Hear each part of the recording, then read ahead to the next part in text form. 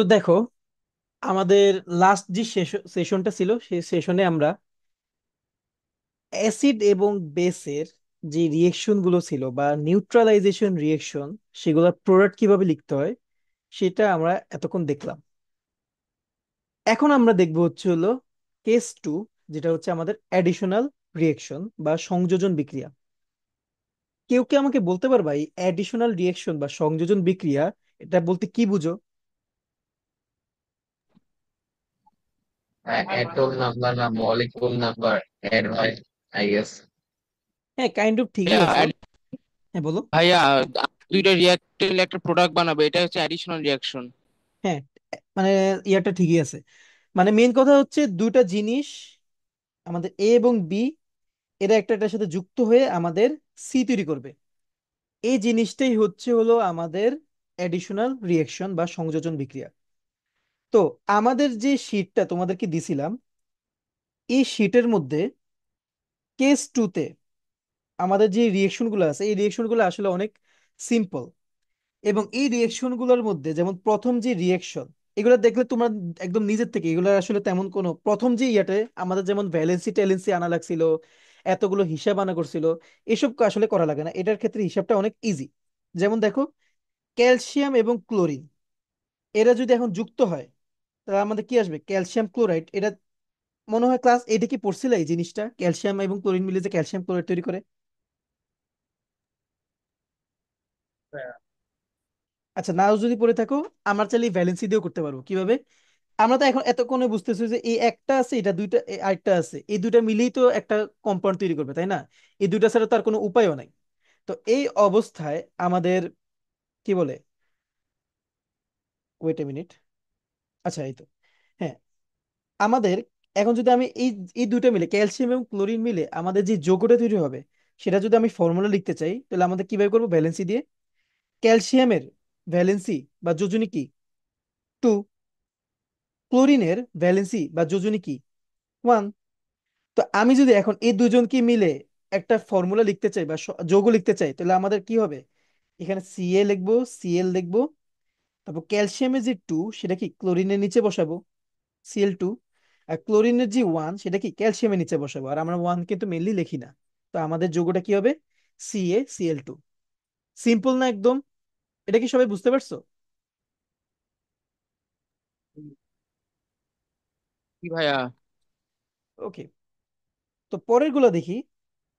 পরের যেটা ক্যালসিয়াম, এই যে সেকেন্ডটা, ক্যালসিয়াম এবং অক্সিজেন মিলে আমাদের কি তৈরি করে সেটা কিভাবে, ক্যালসিয়াম অক্সাইড তৈরি করে, এটা কিভাবে বুঝবা? দেখো, ক্যালসিয়াম, এটার ভ্যালেন্সি কত? 2। অক্সিজেন, এটার ভ্যালেন্সি কত? 2। তো আমাদের যে ভ্যালেন্সিটা, এই ভ্যালেন্সি কি 2 দিয়ে ভাগ যাচ্ছে না? তো 2 দিয়ে যেহেতু ভাগ যাচ্ছে, আমরা 2 দিয়ে ভাগ করে দিব। Wait a minute. 1 এবং 1। তো আমরা এখন যখন যৌগটা লিখবো, তখন আমরা ক্যালসিয়ামের নিচে একটা 1, অক্সিজেনের নিচে একটা 1 লিখবো। তাহলে আমাদের কি আসে? Calcium oxide, CaO। এটা কি সবাই বুঝছো? কি ভাইয়া? সেম ভাবে 3 নাম্বারটার প্রোডাক্ট কিভাবে আসছে, এটা কি সবাই বুঝতে পারছো না? বা পারবা না এটা? কিভাবে আসছে ম্যাগনেসিয়াম অক্সাইড? কি ভাইয়া? তোমাদের কোশ্চেন আসলে কিভাবে দেওয়া থাকবে? তোমাদের কাছে দেখতে মনে হচ্ছিল যে ভাইয়া এখানে তো সবগুলোই লেখা আছে, আসলে কোশ্চেন এইভাবে থাকবে।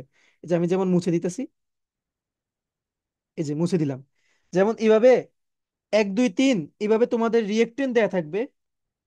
তোমাদের এই যে রিয়েক্টেন্ট গুলো দেয়া থাকবে, বাট তোমাদের প্রোডাক্টের সাইডে কোনো কিছু দেয়া থাকবে না। এইভাবে তোমাদের কোশ্চেন আসে মেইনলি। বুঝতে পারছো? ওকে। তারপরে আহ এই যে 3 এবং 4, এই যে মানে আমাদের যে কম ইয়াটা আছে এই টাইপ কেস টু এর 3 এবং 4 তোমাদেরকে একটু কষ্ট করে মুখস্থ করতে হবে। এটা আসলে আমাদের নর্মাল কোনো রুল মানে না। মানে মেইনলি এতদিনে তো তোমাদের জানা কথাই, মানে আমি যেটা সবসময় বলি সেটা হচ্ছে কেমিস্ট্রিতে রুল ফলো করে 10টা জিনিস, বাট রুল ফলো করে না হইতেছে 30টা জিনিস। আর এই কেস থ্রি, কেস মানে 2 এর 4 এবং 5 নাম্বার যে রিয়েকশন, এরা হইতেছিল এটারই একটা এক্সাম্পল। এই 4 এবং 5 এর যেই মনে করো কি বলে, আমাদের যে প্রোডাক্ট, এগুলো আসলে আমরা যে রিয়েকশন, আমরা যদি ক্যালকুলেশন করে যেটা আসা উচিত সেটা আসে না, এটা আসলে একদম টোটালি ডিফারেন্ট জিনিস আসে। মানে আমরা রিয়েলিটিতে, মানে বিজ্ঞানীরা দেখছে যে, মনে করো আমরা যদি হিসাব করি কপার এবং নাইট্রিক অ্যাসিড, তো এখান থেকে তো তোমরা বুঝতেই পারতেছো যে কপার আছে, কপার কি এখানে 2 প্লাসের মতো কাজ করবে। আর এখানে আছে নাইট্রিক অ্যাসিড, এটা H+ আছে, আর NO3- আছে। তো কপার 2+, এই নাইট্রেটের সাথে যুক্ত হয়ে আমাদের কপার নাইট্রেট তৈরি করলো। আর এখানে মনে হয় এইচ আছে, H+, এখানে মনে হয় দুটো H+ তুলে H2 তৈরি করবে, কারণ H+ তো আর নিজে একা একা থাকতে পারে না। আমরা কি জানি, অ্যাটম এবং আয়ন বা পরমাণু বা আয়ন একা একা কখনো থাকতে পারে না, তাদেরকে অবশ্যই মলিকিউল হিসেবে থাকতে হয়। তো H+ মনে করো H2 হিসেবে হলো, এটা হইতেছে আমাদের প্রেডিক্ট করা, যে আমরা যে এতক্ষণ যে রুল পড়ছি সেখানে প্রেডিক্ট করলে কি আসে, আমাদের এটা আসা উচিত। কিন্তু বিজ্ঞানীরা দেখছে কি, এটার ধারে কাছেও কিছু আসে না, এটার আসে কি এক্সট্রা একটা নাইট্রোজেন ডাই অক্সাইড গ্যাস আসে, এবং আবার পানিও তৈরি হয়। তো এটা হইতেছে বিজ্ঞানীরা রিয়েলিটিতে দেখছে, দেখে বলছে যে আচ্ছা এটা একটা এক্সেপশন, এটা আমরা দেখবো না। আর এখানে দুইটা জিনিস তোমাদের কাছে একটু ইয়া লাগতে পারে, যে ভাইয়া এটা কি দিলেন। সেটা হচ্ছে হলো এটা, ফার্স্ট অফ অল এই CONC বা কনস, এটা লেখা কি, আর এই DIL, ডাইল, এই জিনিসটা কি। এটা মেইনলি হচ্ছে, তোমাদের কি কি আমি মোলারিটি পড়াইছিলাম না লাস্ট ক্লাসে, জি। মনে আছে সবার মোলারিটি? সেখানে তোমাদেরকে আমি মোলারিটি বোঝার জন্য আমি একটা কথা বলছিলাম যে, মনে করো একটা যৌগ আছে যার মোলারিটি হচ্ছে 1 মোলার, আর আরেকটা যৌগ আছে যার মোলারিটি হচ্ছে 100 মোলার। আচ্ছা আমাকে বলো তো, এ আর বি এর মধ্যে কোনটাকে তুমি একটু বেশি সাবধানের সাথে ইউজ করবা? বি।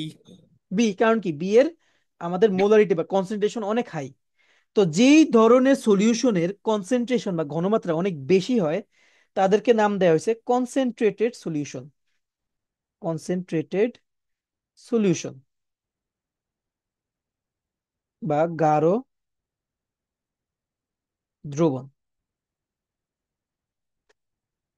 তো কনসেন্ট্রেটেড সলিউশন তোমার ওইখানে এই যে এর মধ্যে যে নাইট্রিক অ্যাসিড, এটা যেহেতু যেখানে কনসেন্ট্রেটেড বা সিএনসি লেখা আছে, এটা বলতে মেনলি বোঝানো হয়েছে যে আমরা নাইট্রিক অ্যাসিডের হাই মোলারিটির বা হাই কনসেন্ট্রেটেড সলিউশন ইউজ করতেছি। এটা কি বুঝতে পারছো? আর যেটা লো জি। কনসেন্ট্রেশন, তাকে নাম দেওয়া হয়েছে ডাইলুটেড সলিউশন বা লঘু দ্রবণ। তো ডাইলুটেড কেন? কারণ এটার কনসেন্ট্রেশন কম। এখন কনসেন্ট্রেশন কিভাবে কম হয়, ওই যে তোমাদেরকে জিনিস দিয়ে বুঝাইছিলাম না, চিনির উদাহরণ, যে আমরা পানি ঢালতে থাকলে আমাদের কনসেন্ট্রেশন কমে যায়। তো যেহেতু এটার কনসেন্ট্রেশন কম, অবশ্যই কি এখানে পানির পরিমাণ বেশি। পানির পরিমাণ বেশি হওয়া মানে কি ডাইলিউশন বেশি, মানে এটা কি একটা ডাইলুটেড সলিউশন বা লঘু দ্রবণ। এটা কি বুঝতে পারছো সবাই, কনসেন্ট্রেটেড সলিউশন এবং ডাইলুটেড সলিউশনের জিনিসটা? জি। ওকে, জি ভাইয়া। এখন আমরা আমাদের পরে ইয়েতে যাই, দেখো পরে বাকি যেগুলো আছে, এগুলো কিন্তু কি তোমরা পারবা না, বাকিগুলো কিন্তু আমাদের সেম নিয়ম হিসেবে করছে। এটা কি সবাই পারবা বাকিগুলা? বাকিগুলোর মধ্যে এই নাইন 9 নাম্বারটা, এটা নাইন একটু নাম্বার হালকা, এক্সেপশন। হ্যাঁ এটা একটু তোমাদের মনে রাখতে হবে। 9 নাম্বারটা তোমাদের একটু মুখস্থ রাখতে হবে। তাহলে সাত আমাদের নাম্বারটা। 7 নাম্বার, না না না, 7 নাম্বার মুখস্থ লাগবে না। 7 নাম্বারটা আসলে এই যে কেস 4 যেটা আছে, এই কেস 4-এ গেলে যখন পড়াবো তখন তুমি বুঝবা যে না, 7 নাম্বারটাও মুখস্থ রাখা লাগে না। বুঝতে পারছো? আমরা কেস 4-এ গেলে বুঝবা। ওকে, কেস 2 কি সবাই বুঝতে পারছো? কেস 2 এর হিসাবটা তোমাদের অনেকে শীট নেই বলে আমি শীট দেখে দেখে মানে পড়ালাম। সবাই কি এটা বুঝতে পারছো, কেস 2 এর কি কি মুখস্থ করতে হবে আর কি কি বুঝতে হবে? জি ভাই। ওকে, এখন আমরা পরের কেসে চলে যাই।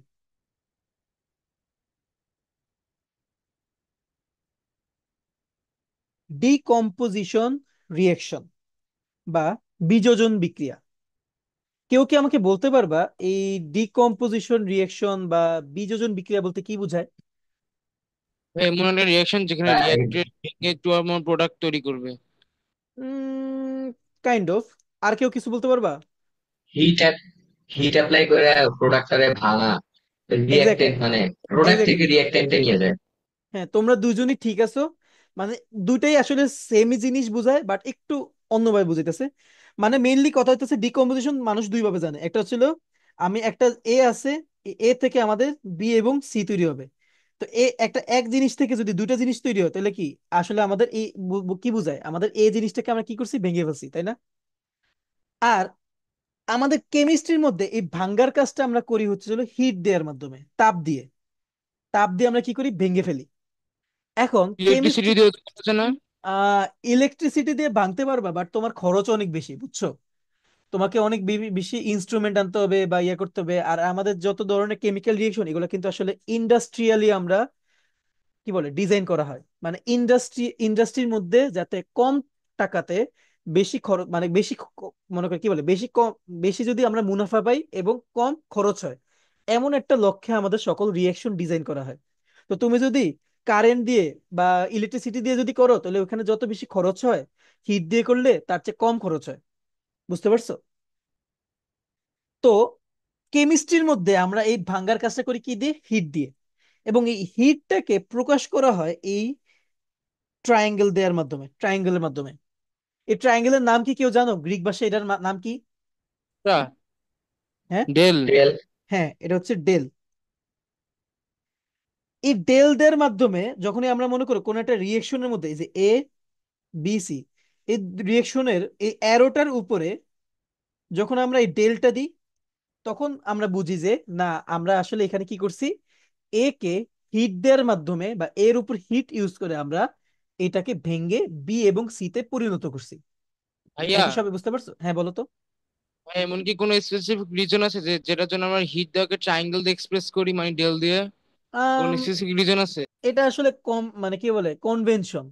জীববিজ্ঞানী এটাকে মনে করো বা এই মেথডটা ইন্ট্রোডিউস করছিলেন, তিনি আসলে ডেল দিয়ে বুঝাতে চাইছিলেন, এজন্য তিনি এটা দিচ্ছেন আর কি। বুঝতে পারছো? এটা নাথিং, মানে কোনো সিগনিফিকেন্ট কোনো রিজন নাই। বুঝতে পারছো? হ্যাঁ, কি? বলো। হ্যাঁ, এই যে বললে যে হিট দিয়ে যে আলাদা করে, বাট রিয়েল লাইফে তো মাঝে মাঝে মানে অনেক কিছু জোড়া লাগানোর জন্য তো হিট ইউজ করে। আর আমরা রিয়েল লাইফে যে জোড়া লাগানোর জন্য করি তার কারণ হচ্ছে হলো আমরা হিট দেওয়ার মাধ্যমে তাদের আসলে, যাদের এরকম করা হয় না, যাদের সাথে তাদের আসলে মেল্টিং পয়েন্ট বা গলনাঙ্ক আসলে কম। তো তুমি যখন ওদেরকে হিট দাও তারা ভাঙ্গে না, তারা আসলে গলে যাবে, লিকুইড হয়ে যায়। তো তুমি লিকুইড অবস্থা তুমি লাগাই দিছো, মনে করো আমার কাছে আছে এটা একটা বস্তু, এটা আরেকটা বস্তু। তো তুমি এদের মধ্যে হিট দিছো, মনে করো তুমি এদের মধ্যে কি দিছো, হিট দিছো। তো হিট দেওয়ার কারণে দেখা গেল কি আমাদের এইটার এই পার্টটা একটু লিকুইড হয়ে গেছে, এই পার্টটাও কি আবার লিকুইড হয়ে গেছে। ওকে, লিকুইড হওয়ার পর তুমি এখন কি করছো, এই লিকুইড অবস্থায় প্রথম বস্তুটার সাথে দ্বিতীয় বস্তুটা এইভাবে জোড়া লাগাই দিলা। তো লিকুইড যেহেতু, তো এটা তো জোড়া লেগে গেছে।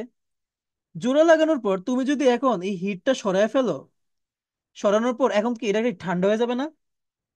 ঠান্ডা হয়ে যাওয়া মানে কি, এখন এটা লিকুইড থেকে আবার সলিড হয়ে যাবে। তখন কি হয়ে যায়, এরা এভাবে সলিড হয়ে যায়। তো সলিড হওয়ার মাধ্যমে এটা কি এখন একদম একটার সাথে যুক্ত হয়ে যায়। বুঝতে এটা পারছো? তো কিন্তু থার্মাল এক্সপ্যানশন কনসেপ্ট তো। থার্মাল এক্সপানশন আসলে অন্য জিনিস, বুঝতে পারছো? হিট দিলে বিভিন্ন ধরনের ফেনোমেনন হয়। তোমার ভলিউম বাড়তে পারে, তোমার লিকুইড সলিড থেকে লিকুইড হতে পারে, তোমার ওই জিনিসটা ভেঙে যেতে পারে। বুঝতে পারছো? আর এখন পরের কথা হইতেছে যে আচ্ছা ভাই, তাহলে এটা এই জিনিসগুলো কেন ভাঙতেছে? এই জিনিসগুলা ভাঙ্গার মেইন রিজন হচ্ছে হলো যে যাদের উপর হিট দেওয়া হয় তাদের মেল্টিং পয়েন্ট অনেক বেশি। মেল্টিং পয়েন্ট অনেক বেশি হওয়ার কারণে আমরা ওই লেভেল পর্যন্ত হিট দিই না, বাট আমরা একটা সার্টিন অ্যামাউন্ট হিট দিই, যে অ্যামাউন্ট হিট দিলে তাদের যে ইন্টার মলিকিউলার যে বন্ড গুলো আছে বা আন্ত আণবিক যে বন্ধন গুলো আছে সেগুলো কি হয়ে যায়, ভেঙে যায়। যার কারণে এগুলো কি পাউডারে পরিণত হয় বা এগুলো ভেঙে যায়। বুঝতে পারছো? মানে আমরা অত বেশি হিট দিব না যার কারণে সকল বন্ড ভেঙে এটা লিকুইড হয়ে যাবে, বাট এনাফ হিট দিব যে হিট দেওয়ার কারণে এদের বাইরের যে বন্ড গুলো আছে সেগুলো কি হয়ে যায়, ভেঙে যায়। বুঝতে পারছো এই জিনিসটা?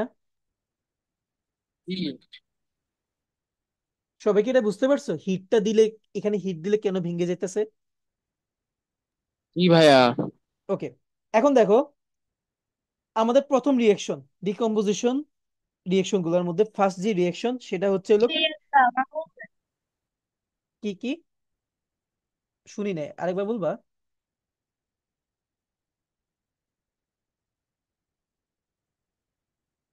কথাটা আমি শুনি নাই, আরেকবার একটু রিপিট করবা, কি বললা?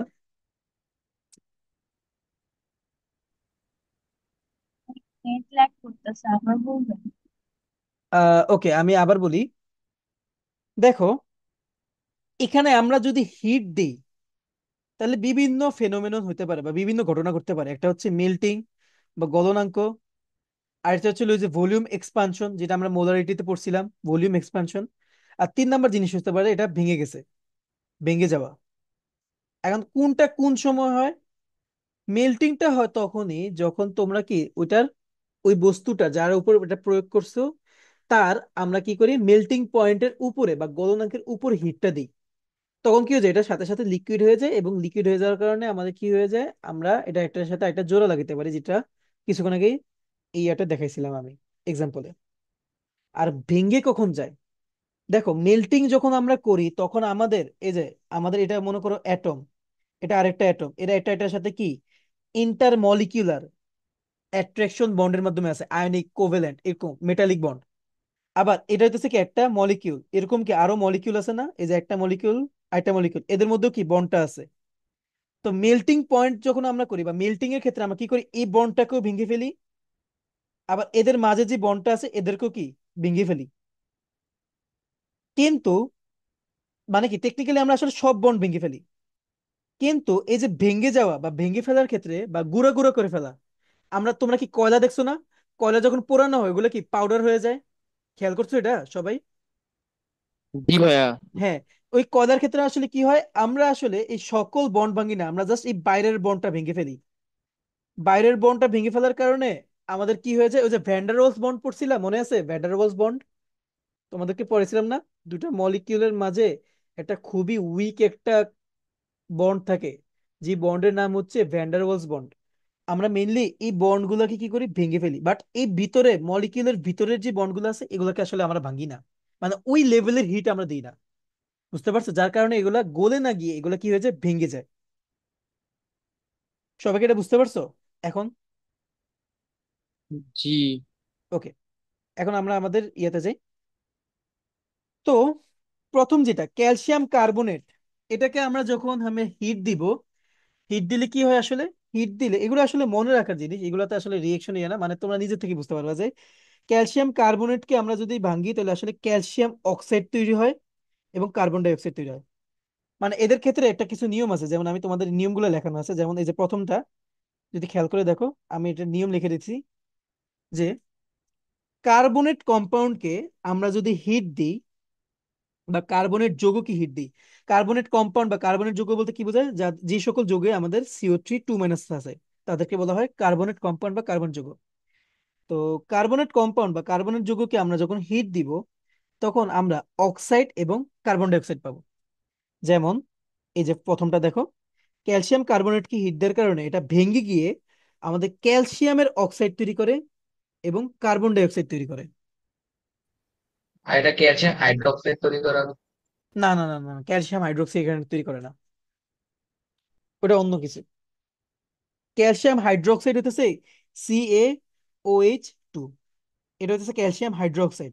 আর এটা হচ্ছে ক্যালসিয়াম অক্সাইড। ক্যালসিয়াম হাইড্রোক্সাইড হচ্ছে তারা যাদের মধ্যে কি OH- কি থাকে, রেডিকেলটা থাকবে। বুঝতে পারছো? জি। ওকে। বাই দ্য ওয়ে, তোমরা সবাই কি জানো অক্সাইড এবং মানে হাইড্রাইড বলতে কি বোঝায়, অক্সাইড এবং হাইড্রাইড? দাঁড়াও আমি একটু এখানে লিখি। অক্সাইড বলতে কি বোঝায়, এটা কি সবাই জানো? না। অক্সাইড বলতে আসলে বোঝায় যে সকল যৌগে আমাদের অক্সিজেন থাকবে। যেমন ক্যালসিয়াম অক্সাইড, এখানে খেয়াল করে দেখো ক্যালসিয়াম বাদে কি আছে, অক্সিজেন আছে। এজন্য এটাকে আমরা নাম দিছি ক্যালসিয়ামের অক্সাইড কম্পাউন্ড বা ক্যালসিয়ামের অক্সাইড যৌগ বা ক্যালসিয়াম অক্সাইড। যেমন আবার ম্যাগনেসিয়ামের সাথে যদি অক্সিজেন থাকে, তো এটাকে নাম দেওয়া হবে ম্যাগনেসিয়ামের অক্সাইড যৌগ বা ম্যাগনেসিয়াম অক্সাইড। আবার K2O, এটা কি পটাশিয়ামের অক্সাইড। সবাইকে এটা বুঝতে পারছো? জি ভাইয়া। জি। তো অক্সাইডের উদাহরণ কি কি হবে? অক্সাইডের উদাহরণ হলো K2O, sodium oxide. Calcium oxide, magnesium oxide, তারপর অ্যালুমিনিয়াম অক্সাইড হতে পারে Al2O3। এখন কথা হচ্ছে ভাই, আপনি এটা কিভাবে লিখছেন? অ্যালুমিনিয়াম এবং অক্সিজেন, অ্যালুমিনিয়ামের ভ্যালেন্সি 3, অক্সিজেনের ভ্যালেন্সি 2, অক্সিজেনের 2 অ্যালুমিনিয়ামের নিচে, অ্যালুমিনিয়ামের 3 অক্সিজেনের নিচে। আরেকটা যৌগ আছে, সেটা হচ্ছে হাইড্রাইট। হাইড্রেট কারা? যে সকল যৌগের মধ্যে হাইড্রোজেন যুক্ত থাকে, যেমন CH4, যার নাম আসলে কি আমরা জানি, মিথেন। তো এটা কি, ইথেন। এটাকে বলা হয় কার্বনের হাইড্রাইট কম্পাউন্ড বা কার্বনের হাইড্রাইট যৌগ। কারণ কি, কার্বনের এই যৌগের মধ্যে আমাদের হাইড্রোজেন আছে। তারপর হইতেছে না অ্যামোনিয়া, NH3, এটাকে বলা হয় নাইট্রোজেনের হাইড্রাইট কম্পাউন্ড। কারণ কি, এখানে নাইট্রোজেনের সাথে সাথে কি আছে, শুধুমাত্র হাইড্রোজেন আছে। এটা কি সবাই বুঝতে পারছো? অক্সাইড এবং হাইড্রাইট। জি ভাই, মিথেনের কেমিক্যাল নাম কি? মিথেনের কেমিক্যাল নাম হইতেছিল কার্বন টেট্রাহাইড্রাইট। কার্বন টেট্রাহাইড্রাইট। যদিও আমরা আসলে এটা নাম জানি না, এটা একদম মানে কেউ শুনেও না, মানে কেউ বলেও না, আসলে আমরা সবাই মিথেন নামই বলি, মানে নামটা এত প্রচলিত যে মিথেনই বলি আসলে। আচ্ছা, এখান থেকে একটা পপ কুইজ করি, সেটা হচ্ছে একটা যৌগ আছে বা একটা কম্পাউন্ড আছে যে একই সাথে অক্সাইড আবার একই সাথে হাইড্রাইট, বলতে পারবো এটাকে? হাইড্রোক্সাইড। না না না, আয়ন কখনো অক্সাইড বা হাইড্রাইট হতে পারে না, একটা যৌগ হইতে হবে। বাট কাছাকাছি গেছো। ভাবা করেন তো। একটা যৌগ আছে বা একটা কম্পাউন্ড আছে যেটা একই সাথে অক্সাইড আবার একই সাথে হাইড্রাইট, ওটা কে? Calcium hydroxide. না। ওয়াটার। হ্যাঁ, পানি, H2O। কারণ খেয়াল করে দেখো, তুমি যদি হাইড্রোজেনের দিক থেকে হিসাব করো, তাহলে হাইড্রোজেনের সাথে কি অক্সিজেন যুক্ত আছে। তো পানিকে তুমি চাইলে হাইড্রোজেনের অক্সাইড কম্পাউন্ড বলতে পারো। তো এই দিক থেকে পানি কি একটা অক্সাইড যৌগ। আবার তুমি যদি অক্সিজেনকে নিয়ে হিসাব করো, তো খেয়াল করে দেখো অক্সিজেনের সাথে কি একটা হাইড্রোজেন যুক্ত আছে বা দুইটা হাইড্রোজেন যুক্ত আছে। তো এখান থেকে আমরা কি বলতে পারি, অক্সিজেন হইতেছে, মানে পানি হইতেছে অক্সিজেনের একটা হাইড্রাইট কম্পাউন্ড। তাহলে এখান থেকে আমরা আবার কি বলতে পারি, পানি একটা হাইড্রেট কম্পাউন্ড। তো আমরা এইখান থেকে আমরা বলতে পারি, বা এই দুইটা জিনিস থেকে বলতে পারি যে পানি একই সাথে একটা হাইড্রাইট আবার একই সাথে কি একটা অক্সাইড। এটা কি বুঝতে পারছো?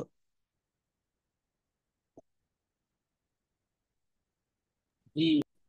এটা আর কি এমনি তোমাদের কি বলে, কেমিস্ট্রির বিভিন্ন আর কি নলেজ দেওয়ার জন্য আর কি, হালকা পাতলা ইয়ে, এত বেশি রিলেভেন্ট জিনিস না। এমনি মানে জানা একটা মানে জেনে রাখা ভালো, এটার জন্য আর কি বলছি। আচ্ছা, আমরা আমাদের আগের ইয়াতে ফেরত যাই, অরিজিনাল পড়াতে। সেটা হচ্ছে এখন যে রুলটা বলছি যে কার্বনেটকে হিট দিলে আমরা অক্সাইড পাবো এবং কার্বন ডাই অক্সাইড পাবো। তো এই হিসাবে ম্যাগনেসিয়াম কার্বনেটকে যদি আমরা হিট দিই, তাহলে আমরা কি পাবো? ম্যাগনেসিয়ামের অক্সাইড ম্যাগনেসিয়াম এবং কার্বন ডাই অক্সাইড, তাই না? তো কার্বন। কার্বন ডাই অক্সাইড এমনি কনফার্ম। এখন আমাদের কি ম্যাগনেসিয়ামের অক্সাইড কম্পাউন্ড ফর্মুলা বের করতে হবে। তো ম্যাগনেসিয়ামের ভ্যালেন্সি 2, অক্সিজেনের ভ্যালেন্সি 2, দুটাকে যদি কাটাকাটি করি তাহলে 1 এবং 1। তো এখান থেকে আমরা কি বলতে পারি, ম্যাগনেসিয়াম অক্সাইডের ফর্মুলা হচ্ছে MgO। তারপর পটাশিয়াম কার্বনেট, পরের আমাদের জি এটা K2CO3, এটাকে যদি আমরা ভাঙি তাহলে আমরা কি পাবো, পটাশিয়ামের কি, পটাশিয়ামের অক্সাইড এবং carbon die oxide. Carbon die oxide তো এমনি কনফার্ম। তো পটাশিয়াম অক্সাইড যদি লিখি তাহলে পটাশিয়াম এবং অক্সিজেন, পটাশিয়ামের ভ্যালেন্সি বা যোজনী 1, অক্সিজেনের ভ্যালেন্সি 2। তো এখান থেকে আমরা কি বলতে পারি, 2 যাবে কে এর নিচে, 1 যাবে কি ও এর নিচে, তাহলে K2O। তো এটা হচ্ছে কি পটাশিয়াম অক্সাইড। সবাই কি এটা বুঝতে পারছো? সবাই কি কার্বনেটের ডিকম্পোজিশন বুঝতে পারছো? জি। জি ভাইয়া। জি ভাই। ওকে।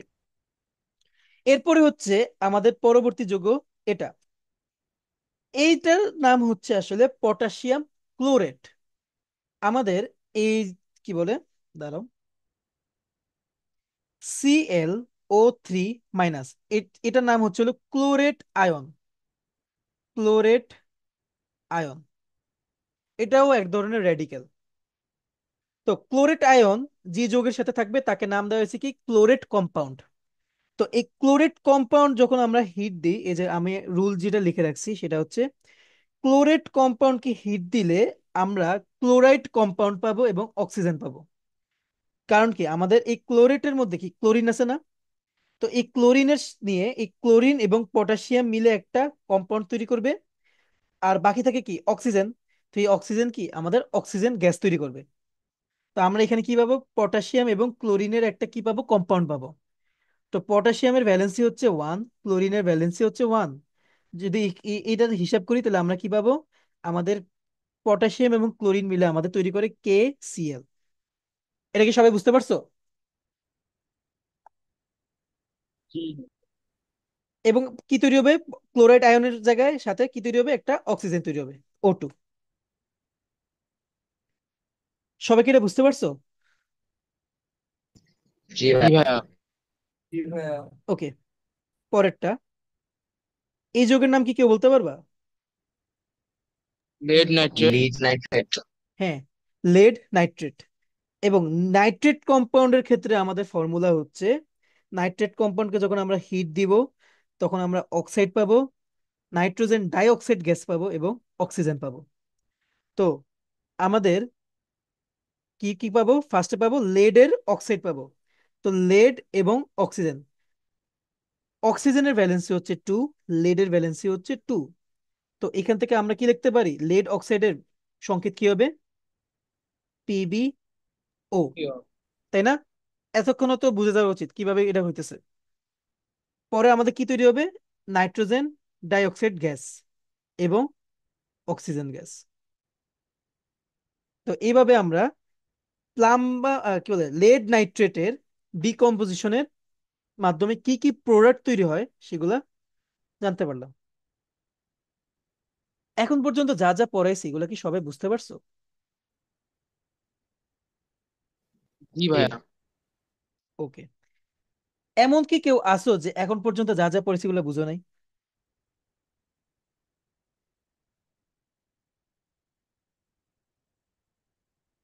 ওকে, ধরে নিতেছি সবাই বুঝতে পারছো। তো আমরা যদি আমাদের শীটের কাছে যাই, তো কেস 3-তে বেশি বেশি ম্যাথ নাই, বেশি এগুলো নাই, মানে রিয়েকশন নাই। তোমাদের যতগুলো রিয়েকশন ছিল এগুলো এই যে এই সবগুলো কিন্তু আমি দেখাই ফেলছি। তো পরে হচ্ছে হলো আমাদের পরের কেস, সেটা হচ্ছে কার্বনেট এবং বাইকার্বনেটের রিয়েকশন।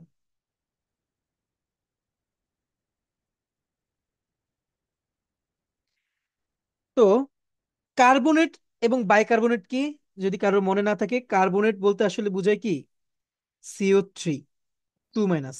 CO3। আর বাইকার্বনেট বলতে বোঝায় HCO3-। তো যে সকল যৌগে CO3 2- থাকবে তাদেরকে বলে কার্বনেট কম্পাউন্ড, যেমন Na2CO3, সোডিয়াম কার্বনেট। আর বাইকার্বনেট সহ যারা থাকে তাদেরকে বলা হয় বাইকার্বনেট কম্পাউন্ড, যেমন NaHCO3, নাম হচ্ছে সোডিয়াম বাইকার্বনেট। তো মেনলি আমরা এখন দেখবো হচ্ছে সোডিয়াম কার্বনেট এবং সোডিয়াম বাইকার্বনেট কিভাবে আমাদের কম্পাউন্ড, মানে কি বলে, কিভাবে আমাদের রিয়েকশন ঘটায়। তো ফার্স্টে একটা রিয়েকশন আমি নিই, সেটা হচ্ছে সোডিয়াম কার্বনেট এবং HCl। তো এদের রিয়েকশনে সেম হিসাব করবো আমরা। সোডিয়াম হচ্ছে হলো প্লাস, কার্বনেট হচ্ছে 2-, এইচ হচ্ছে প্লাস, Cl হচ্ছে কি মাইনাস। তো Na+ এর সাথে Cl- যুক্ত হবে, যুক্ত হয়ে কি তৈরি করবে, NaCl। তারপরে H+ এবং CO3 2-। এইচ এর ভ্যালেন্সি কি 1, CO3 2- এর ভ্যালেন্সি কি 2। তো এই দুটো একটা এটার সাথে আমাদের কি হবে, এক্সচেঞ্জ হবে, চেঞ্জ হয়ে কি আসবে, H2CO3। এটা কি সবাই বুঝতে পারছো? জি। ওকে। এখন এখানে একটা কথা আছে ভাইয়া, সেটা হচ্ছে আমাদের যে H2CO3, এটার নাম কি জানো কেউ?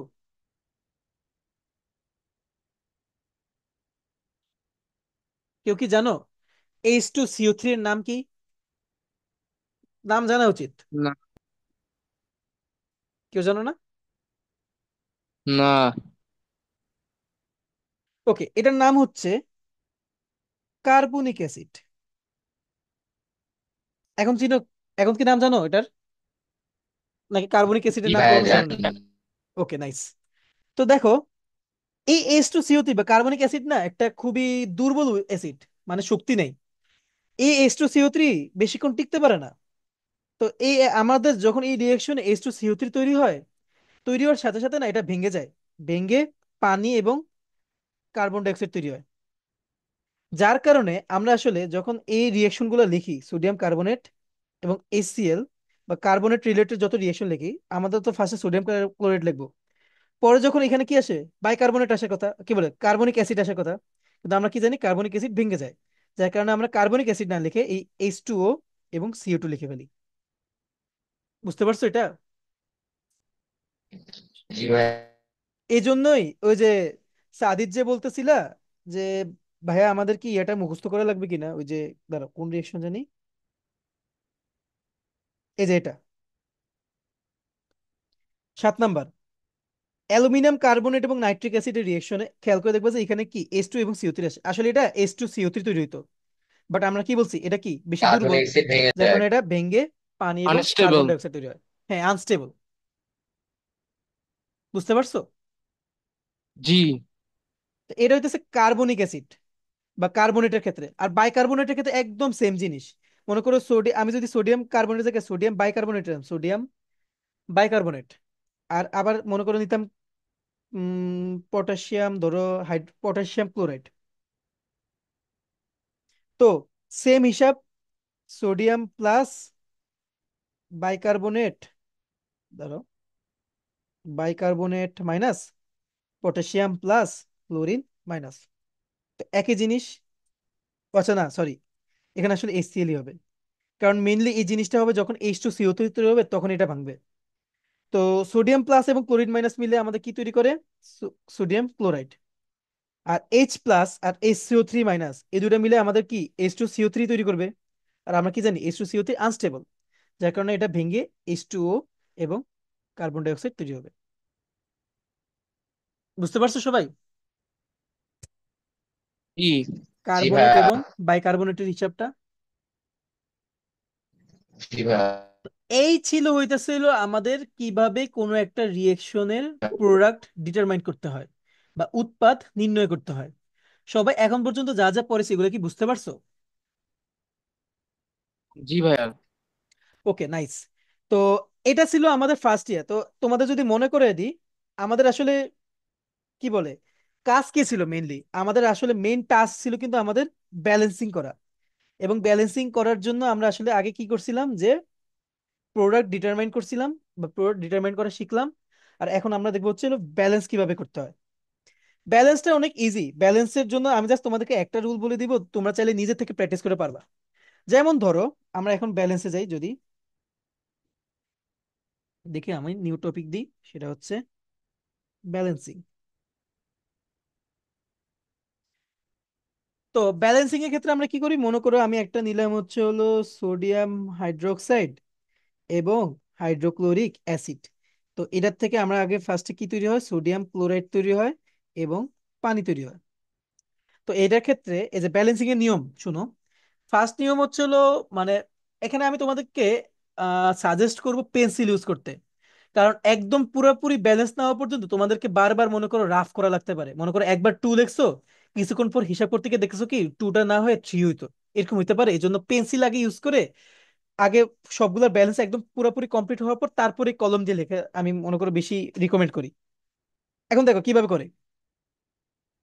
আহ আমি আরেকটু কঠিন দিই, এটা বেশি ইজি হয়ে গেছে। আমি মনে করো সালফিউরিক অ্যাসিড নিই, সোডিয়াম হাইড্রোক্সাইড এবং সালফিউরিক অ্যাসিড। তো এটা তৈরি হবে Na2SO4 আর H2।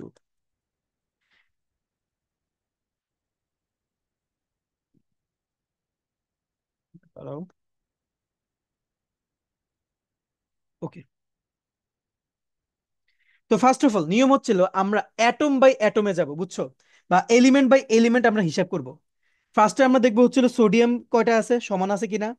পরে দেখবো অক্সিজেন, পরে দেখবো হাইড্রোজেন, পরে দেখবো কি আমরা সালফার, তারপর দেখবো আমরা মনে করো অক্সিজেন তো আমরা করে ফেলছি, ততক্ষণ হয়ে যাবে।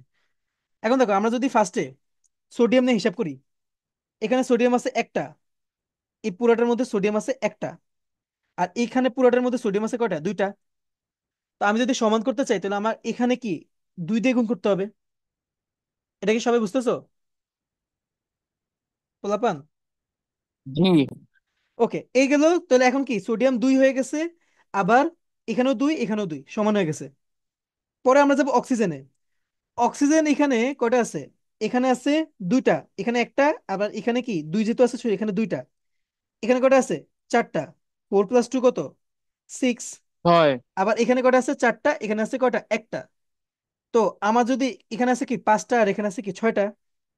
তো আমি যদি সমান করতে চাই তাহলে আমি যদি এখানে 2 দিয়ে গুণ করি তাহলে কি সমান হয়ে যায় না? জি তো আমি এখানে পানিতেও কি একটা 2 দিয়ে গুণ করবো। তো আমার কি অক্সিজেনও সমান হয়ে গেছে। সবাইকে এটা বুঝতে পারতেছো? জি ভাইয়া। সোডিয়াম দহন অক্সিজেনও হয়ে গেছে, এখন বাকি আছে কে? হাইড্রোজেন। তো আমি যদি এখন হাইড্রোজেনের হিসাব করি, হাইড্রোজেন এখানে আছে একটা, এখানে আছে যেহেতু 2 দিয়ে গুণ আছে এখানে আছে দুইটা, আবার এখানে আছে দুইটা। 2 + 2 কত? 4। আবার এখানে কি 2 × 2 = 4, সমান হয়ে গেছে না? জি তো এখান থেকে আমরা বলতে পারি আমাদের কি রিয়েকশনটা ব্যালেন্স হয়ে গেছে। তো আমাদের ব্যালেন্স করার পর কি আসে? 2NaOH প্লাস H2SO4 ইজ, এখান থেকে তৈরি হয় একটা সোডিয়াম সালফেট এবং দুইটা পানি। সবাইকে এটা বুঝতে পারছো? জি আমি তোমাদের আরেকটা নিই। উম, কি নেওয়া যায়?